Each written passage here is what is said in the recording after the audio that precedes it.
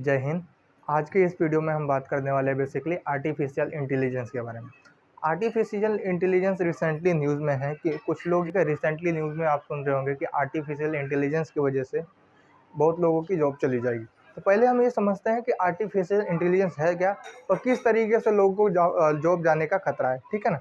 तो हम पहले समझेंगे कि आर्टिफिशियल काम कैसे करता है। बेसिकली आर्टिफिशियल का पहले मतलब ये होता है कि एडवांसमेंट ऑफ द टेक्नोलॉजी, ठीक है। कंप्यूटर जो भी सारी चीज़ें हैं टेक के एडवांस जो भी वो इंटेलिजेंट हो गया है। पहले आदमी स्मार्ट हुआ करते थे, अब फ़ोन स्मार्ट होने लग गया है, ठीक है। पहले आदमी इंटेलिजेंट हुआ करते थे, अब कंप्यूटर्स भी इंटेलिजेंट हो जाएंगे, ठीक है ना।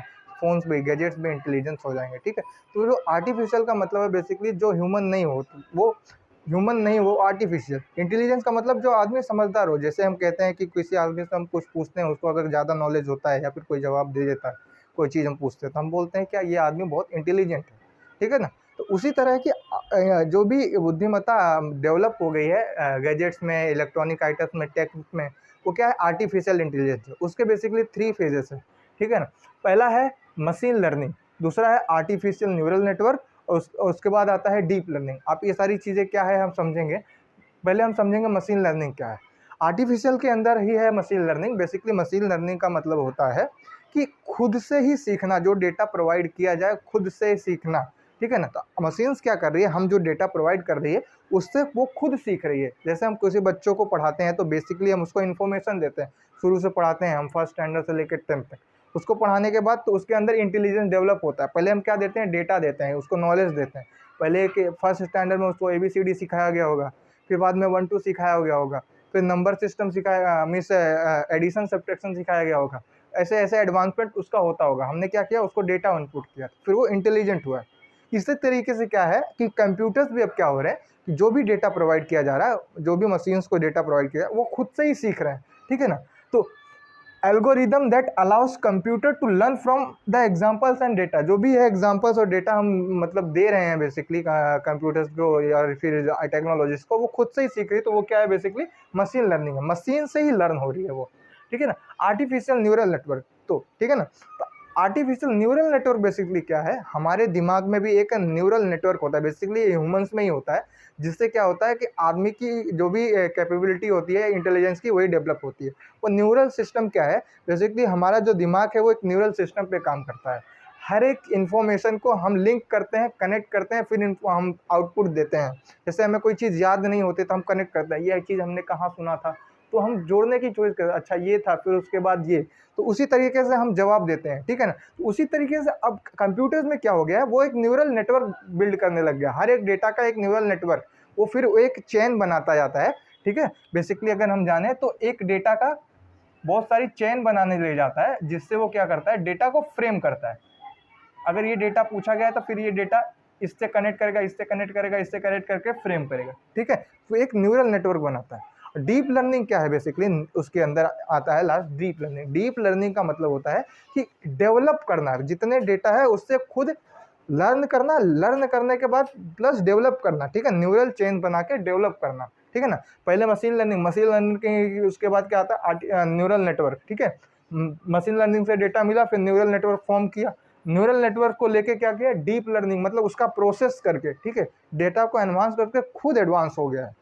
जैसे कि आपने कुछ पिक्चर्स में देखा होगा, रोबोट वगैरह के पिक्चर्स में, कि एक रोबोट को खुद बना दिया जाता है तो उसको सारी डेटा सब कुछ प्रोवाइड किया गया, अब वो दूसरे खुद जैसे दूसरे रोबोट्स को बनाता है, ठीक है। तो वो क्या हो गया, डीप लर्निंग उसको कहते हैं, ठीक है। तो यहाँ तक समझ में आ गया आर्टिफिशियल इंटेलिजेंस क्या है। बेसिकली वो डेटा पे काम करता है, डेटा रिलायबल चीज़ है, ठीक है। मशीन लर्निंग, उसके अंदर आता है आर्टिफिशियल न्यूरल नेटवर्क और डीप लर्निंग, ठीक है। अब समझेंगे इसके टाइप क्या क्या है, कितने टाइप के आर्टिफिशियल इंटेलिजेंस है, ठीक है। उसके बाद हम समझेंगे इसका बेनिफिट क्या है हमारी मतलब वर्ल्ड में, और इसका डिसएडवांटेज क्या है, ये सारी चीज़ें हम समझेंगे, ठीक है। अब हम देखेंगे टाइप ऑफ एआई, ठीक है। टाइप, कितने टाइप होते हैं एआई के, बेसिकली 2 टाइप होते हैं। फर्स्ट टाइप में 3 सब पार्ट है और सेकंड टाइप में 4 सब पार्ट है, ठीक है ना। तो आर्टिफिशियल इंटेलिजेंस के हम पहले टाइप देख लेंगे। पहला है नेरो, ठीक है। नेरो आर्टिफिशियल इंटेलिजेंस क्या होता है, बेसिकली एक सिंगल टास्क परफॉर्म करने के लिए काम करता है, सिर्फ सिंगल टास्क परफॉर्म करता है, ठीक है, नेरो एआई।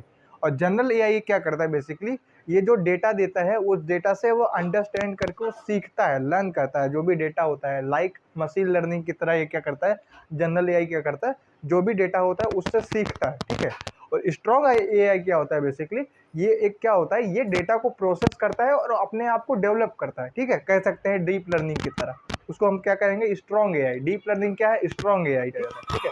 अब हम आ जाते हैं सेकंड टाइप पे, ठीक है, आर्टिफिशियल इंटेलिजेंस के सेकंड टाइप में, ठीक है। तो पहला है रिएक्टिव मशीन्स। रिएक्टिव मशीन्स क्या होता है कि इसमें जो भी डेटा फीड होगा वो सिर्फ एक सिंगल टास्क पे ही बेस्ड होगा। जैसे कि कोई किसी में डेटा फीड के किसी सिस्टम्स में डेटा फीड किया गया और क्वेश्चन पूछा गया तो वो जैसे कि यस और नो में ही जवाब देगा, उसके अलावा वो कोई भी मेमोरी स्टोर नहीं करेगा, डेटा जो है स्टोर करके नहीं रखेगा, उसको प्रोसेस में नहीं लेगा, ठीक है। तो वो क्या है, रिएक्टिव मशीन्स है, जिसमें डेटा पहले से ही फीड है। आप कुछ सवाल पूछेंगे, उसका जवाब जो भी होगा वो पहले से ही फीड होगा, वो अपने आप को फर्दर प्रोसेस नहीं करेगा डेटा को, ठीक है। दूसरा है लिमिटेड मेमोरी, ठीक है। लिमिटेड मेमोरी क्या बोलते हैं, आर्टिफिशियल इंटेलिजेंस के टाइप में क्या है बेसिकली, जो मेमोरी है, जो इसको स्टोरेज है बेसिकली, वो लिमिटेड रहेगा, वो कुछ ही डेटा को क्या करेगा, प्रोसेस करके लर्निंग चीज़ों में ले आएगा, ठीक है, लिमिटेड, ठीक है। तो वो है लिमिटेड मेमोरी आर्टिफिशियल इंटेलिजेंस, जो लिमिटेड डेटा को प्रोसेस करता है, ठीक है। तीसरा है थियरी ऑफ माइंड। जो भी आर्टिफिशियल इंटेलिजेंस क्या करता है, माइंड को समझता है बेसिकली, तो माइंड किस तरीके से रिएक्ट करेगा वो सारी चीज़ों को समझता है। फॉर एग्जांपल अगर मैं बताऊं, अगर पूछा जाए कि ऑटो ड्राइव करने के लिए कौन से जेंडर्स के लोग बेस्ट रहेंगे, मेल या फीमेल, तो डेटा के हिसाब से वो जो रिस्पॉन्स देगा माइंड को रीड करके कि लोगों का माइंडसेट क्या है, बेसिकली देखा गया है कि ऑटो ड्राइवर बेसिकली क्या होते हैं, मेल्स ही होते हैं, वो क्या देगा आंसर, मेल। तो क्या किया, डेटा को प्रोसेस करके आंसर दिया है, माइंड को अंडरस्टैंड किया है कि बेसिकली लोग कौन सा कलर प्रेफर करते हैं, ठीक है, कौन सी चीज़ें बहुत ज़्यादा प्रेफर की जा रही है, वो सारी चीज़ें को एक डेटा निकाल के क्या करता है, वो आंसर देता है। तो वो बेसिकली क्या है, थियरी ऑफ माइंड, माइंड को रीड करके जो आंसर दे आर्टिफिशियल इंटेलिजेंस, वो है थियरी ऑफ माइंड, ठीक है। तीसरा है सेल्फ अवेयरनेस। सेल्फ अवेयरनेस में क्या आ जाता है बेसिकली, वो खुद से ही अवेयर हो जाता है कि कौन सी चीज़ परफॉर्म करनी है, कौन सी चीज़ नहीं परफॉर्म करनी है। लाइक अ रोबोटिक में उसको क्या करना चाहिए, क्या नहीं करना चाहिए, ये सारी चीज़ें उसमें फीड की जाती है और वो डेटा से खुद लर्न करता है, ठीक है। दैट इज सेल्फ अवेयर, ठीक है, that has human like mind, ठीक है, एंड सेल्फ अवेयरनेस। तो ह्यूमन की तरह उसका दिमाग होता है और खुद सेल्फ अवेयर होता है कि क्या चीज़ कैसे करनी चाहिए और कैसे फर्दर प्रोसेस में लाना चाहिए, ठीक है। इसके बाद हम देखेंगे कि कौन कौन से फील्ड में इफेक्ट करेगा आर्टिफिशियल इंटेलिजेंस, उसके बेनिफिट क्या है, उसके एडवांटेज क्या है, ठीक है। अब हम समझेंगे बेसिकली इफेक्ट क्या पड़ेगा कौन कौन से सेक्टर पे आर्टिफिशियल इंटेलिजेंस का। तो बेसिकली इफेक्ट पड़ेगा ऑटोमोबाइल सेक्टर्स पे, एजुकेशन पे, फिनांस पे, ठीक है, मैन्युफैक्चरिंग इंडस्ट्रीज पे, ठीक है, गवर्नेंस और हेल्थ केयर्स पे। यहाँ पे क्या होगा, वर्कर्स का जो भी होगा एलिमिनेशन हो जाएगा, ऑटोमोबाइल्स में जो भी होगा वर्कर्स जो भी इन्वॉल्व होंगे, एजुकेशन में टेक्नोलॉजीज आ जाएंगी, फिनांस में सारा सिस्टम ऑनलाइन तो अभी भी हो चुका है, ठीक है, तो सारा प्रोसेस जो है वो टेक के हाथ में चला जाएगा। और हेल्थ केयर्स में जो भी डॉक्टर्स परफॉर्म कर रहे होंगे वो सारी चीज़ें रोबोटिक्स परफॉर्म करेंगे या फिर आर्टिफिशियल इंटेलिजेंस के द्वारा होगा। तो क्या होगा, तो ये सारी चीज़ों से क्या होगा कि जॉब इफेक्ट पड़ेगा। इसीलिए रिसेंटली न्यूज़ में कहा जा रहा था कि आर्टिफिशियल के डेवलप होने पर बहुत सारी जॉब जो है चली जाएंगी, ठीक है। तो हम बेसिकली अब हम देखेंगे कि एडवांटेज क्या है और डिसएडवांटेज क्या है। एडवांटेज में हम देखें तो ये क्या है, डेवलपमेंट में हेल्प करेगा बेसिकली, ठीक है, जो भी एरियल इंफ्रास्ट्रक्चर डेवलपमेंट है, इकोनॉमिक डेवलपमेंट है, उसमें हेल्प करेगा, ठीक है। कोई भी टास्क होगा उसको इजी कर देगा, मेक अ टास्क इजी, ठीक है।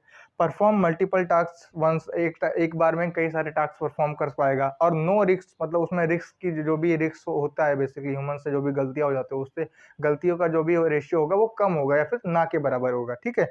अवेलेबिलिटी ऑफ 24/7, जैसे मेंस का एक कैपेसिटी होती है, ठीक है, टाइम का काम करने के लिए, उसकी कोई लिमिटेशन नहीं है, ठीक है, 24/7 एप्लीकेशन हो सकता है।